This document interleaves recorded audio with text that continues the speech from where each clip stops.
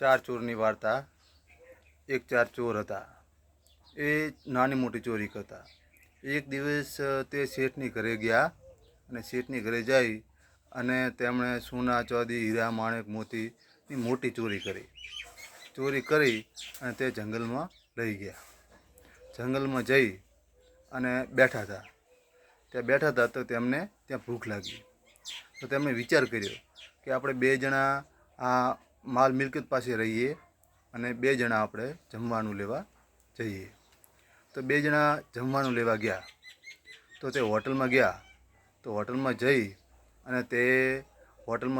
અને તે જમ્યા।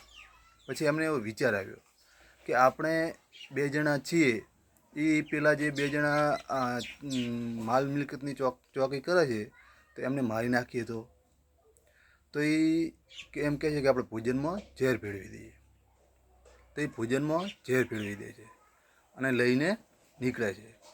અને આ બાજુ પેલા બે ચોર જે ધન દોલતની ચોકી કરતા હોય છે, જે ચોરી કરીને લાવેલું હોય છે, એમને વિચાર આવે છે કે જે બે પેલા ચોર જમવાનું લેવા ગયા છે તેમને આપણે છરા ખુશી અને મારી દઈએ તો આપણે બે જણને આખું મિલકત મળી જાય।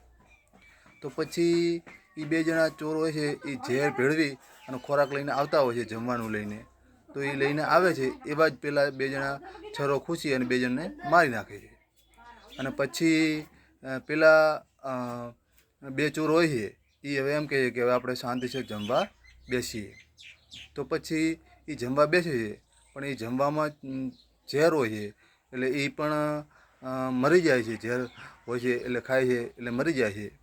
એટલે પછી ચારે ચાર મરી જાય છે અને જે સોનું ધનમાયા હોય છે એ એમને પડ્યું રહે છે। એટલે આપણને જેટલું મળ્યું હોય એમ જ સંતોષ રાખવો, બસ એ જ।